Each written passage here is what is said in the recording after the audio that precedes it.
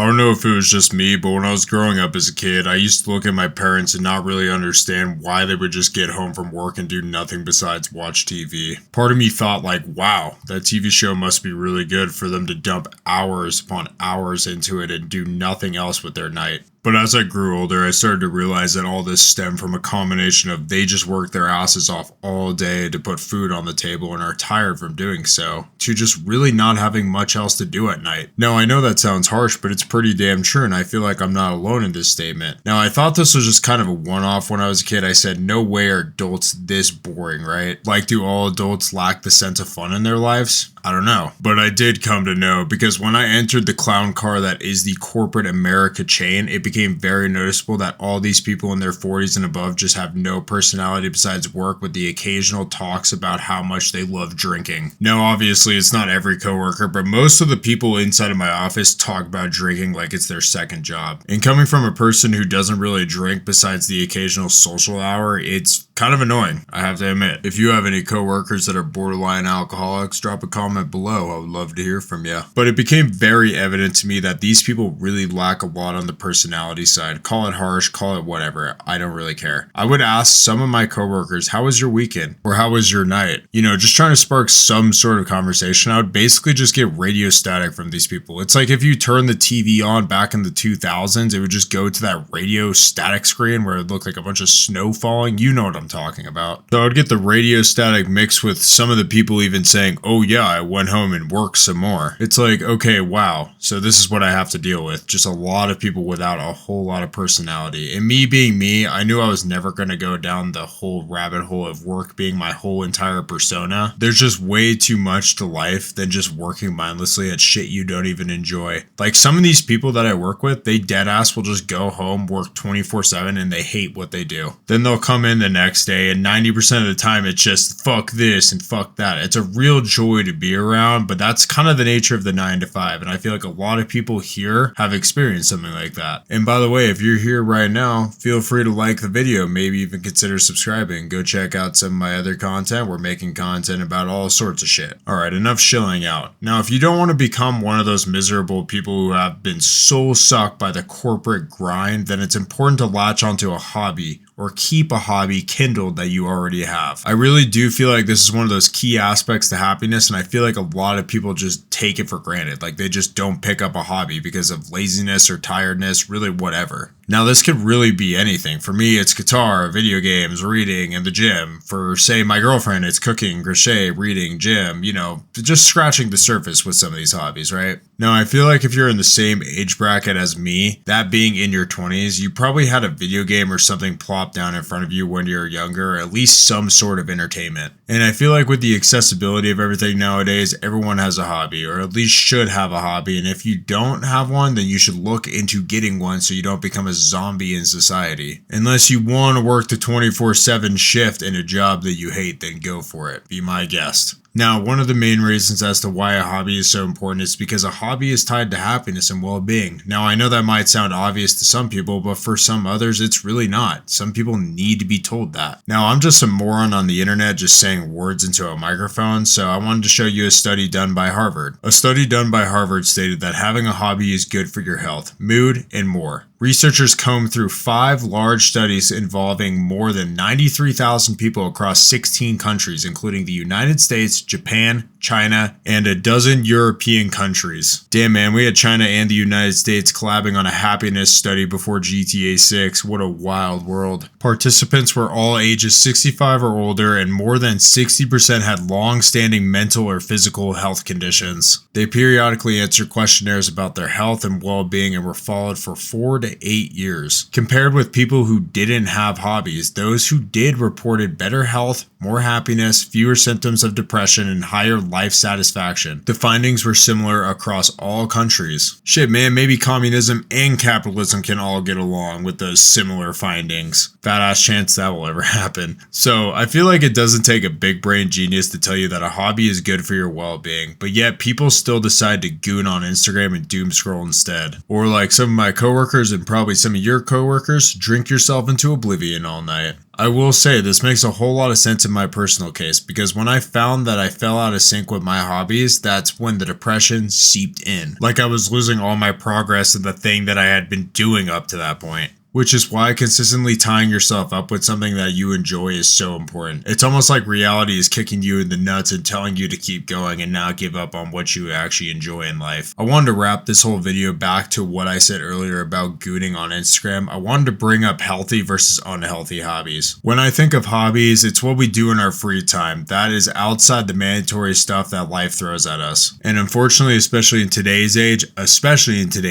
there has been a lot of unhealthy hobbies that have slowly creep their way into our lives without us really realizing it. Now, before I go off on this, I am not 100% bashing what you do in your free time and what you enjoy doing. I am simply going to state all the bad shit that I think is bad for you so that you can avoid these things. Now, some of these things may be pretty obvious. Like if you're doing meth, that doesn't mean you should smoke meth, right? Addiction is one of the first things I want to touch on in terms of unhealthy hobbies. Let's look at the little things like doom scrolling to porn addiction to blasting heroin on the corner. Okay, blasting heroin on the corner is a little bit bigger than probably fucking porn addiction, but you get my point. Obviously, some things are worse than others, but avoiding these things like the plague will benefit you in more ways than you can ever imagine. So stop gooning to Riley Reid, you freaks. As a longtime enjoyer of her content, I can 100% say it's not worth it, bro. To give some examples, say quitting nicotine, which I know a lot of you fiends out there are addicted to. You're addicted to those gasoline-powered turbocharged LED 5-screen Fruity Pebble vapes with the extra battery on top. I swear, man, back in my day, it used to just be Juuls. It used to just be Juuls, man. It used to be the USB stick. But now they got you kids sucking on the triple monitor setup, man. Holy. Anyways, quitting nicotine can lead to one not being addicted to that garbage, which by the way, I did it for 10 plus years and I'm around 9 months off of it, which has been a total struggle. But man, it is a blessing and I feel 100% better. You could save yourself from addiction. Your breath will come back so you're not sounding like an obese person out of shape all the time. You will have a less likely chance of having a stroke. And trust me when I say this, you will save so much money not buying these garbage ass gas station products that contain more chemicals than Chernobyl when it first exploded. So do yourself a favor and throw that supersonic Mach 69 Elf bar out the window where it belongs. I know gambling is a big one, which do I even need to say it? I mean, shit, man, we have streamers that are gambling their whole life savings away. It's like, brother, you just made $10,000 in one day scamming kids with cryptocurrency just to gamble it all away. Like, what the hell? Like the last point I just made, the amount of money that you will be saving by banishing this hobby to the Shadow Realm can literally save you from a life of potential bankruptcy. You can land yourself into some deep shit, some deep problems, like problems with loan sharks, relationship issues, and possible imprisonment for this. Alcohol and other hard drugs are a big one as well. I don't know why we have such light alcohol regulations here in the United States and all over the world, but shit, man, I'm not the lawmakers. Now, I don't even think I need to say it, but I will. You can literally off yourself or other people with these things. Alcohol has been one of the biggest killers in society for centuries. I think it speaks for itself how bad it actually is. And I have had many people in my life struggle with alcohol, struggle with drugs, struggle with these substances. And I'm sure that you have too, so do yourself a favor and just don't do them. And if you're going to do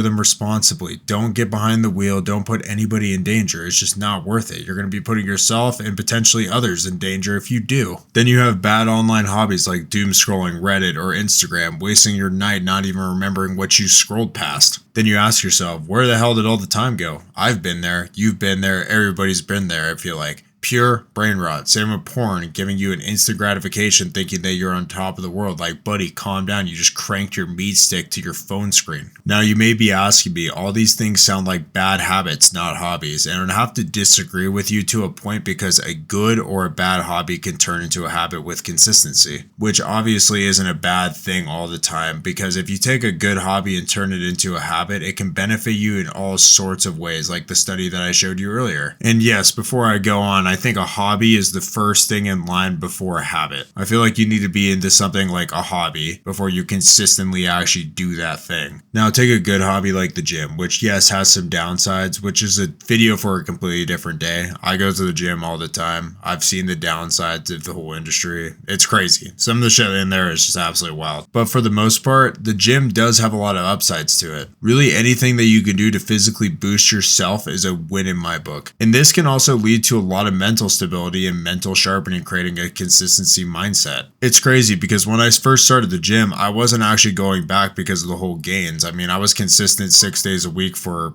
6 years or something like that. I mainly go like 4 to 5 times a week now. But the mental boost that I was getting off just going to the gym, the mental health that I was getting off of just going to the gym was absolutely insane. And I would highly recommend for anybody to go try it if you haven't tried it already. If you're scared to go into the gym because you're feeling like people are going to look at you, don't feel that way because nobody's going to be looking at you, man. I'll be honest with you, everybody has had self-esteem issues in the gym at some point in their life. So please don't be scared and just get in there and go try it. Going on to the next example, I wanted to use a personal hobby of mine, that being music. It's a very good thing to learn. It can be very beneficial. This can create a lot of consistency and discipline. Like the gym, this can also be a very good tool for reducing stress, and some studies even say that it's good for preventing mental illnesses like Alzheimer's or other age-related diseases due to the constant use of your hand-eye coordination. Another big one, and something that a lot of people can relate to, are video games, and I feel like this gets way more shit than it ever deserved. This was like the OG brain rot to the boomer generation, which I don't understand. Like I said earlier, all they care about is drinking and watching TV and buying up all the real estate so that we can't own anything. Jokes aside, I feel like if you use video games wisely by using them as a downtime tool rather than an escape from reality, this could be very, very beneficial. And when I say escape from reality, I mean if you have preventable issues in life, like you should probably go handle those things first before you use a video game as a blanket to hide under. Also, this is such a good alternative to gooning on your phone to Instagram. I can't even begin to explain that. Like, man, I look at a lot of video games like I look at books nowadays. Like, these things tell stories, you know? And even if you're just like ripping some multiplayer on, say, like Art Creators or something, at least you're like interacting with the people around you. You're interacting with the environment around you. You're interacting instead of just doom scrolling mindlessly on Instagram. Nonetheless, you get it. Don't smoke crack because it's whack. I wanted to touch on some more of the key benefits you can get from choosing to engage in a lifetime full of good hobbies. Other than happiness and well-being, I wanted to touch on the creativity side of things from these hobbies. There are a lot of things that I see on the internet that truly inspire me to keep grinding these hobbies that I love. My big example is seeing some of these guitar players on the internet just ripping through some complex taps with some amazing tone and technique. To put it in simple terms, they're playing a song very, very well, and that is something that I can latch onto and boost my own playing and creativity towards the instrument. And I feel like with every hobby, we have this same concept towards creativity that can be applied. Painting, crochet, cooking, writing, music, just to name a few. Shit, man, even with streaming or video games or pro play, I mean, you look at those guys and they're just ripping through lobbies like it's nothing. And you use their play style to kind of formulate your own play style. Or you see some dude ripping some crazy build in Elden Ring that's just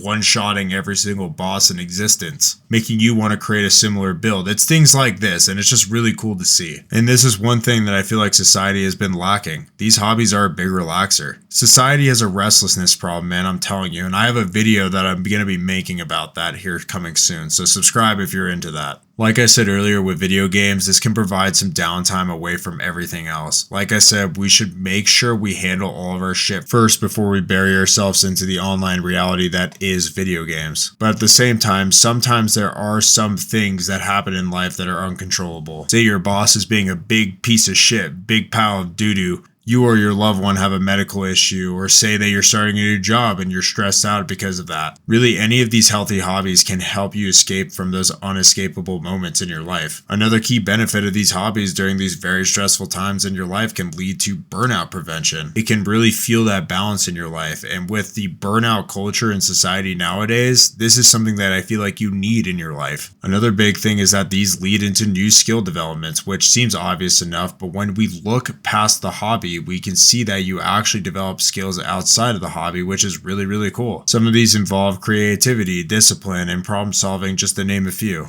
Anyways, I just wanted to rant about this a little bit today. I think that having a hobby is one of the keys to having a happy life, which I feel like everyone deserves, besides maybe like Osama bin Laden or something like that. So don't become like your miserable coworker and pick something up if you haven't already. And if you have something, keep on doing you, man. Now I'm going to chill out one more time. If you all like this, please consider dropping a like and subscribing. It would really help the channel out and boost the algorithm, blah, blah, blah. I'll see you guys later. Bye-bye. Peace.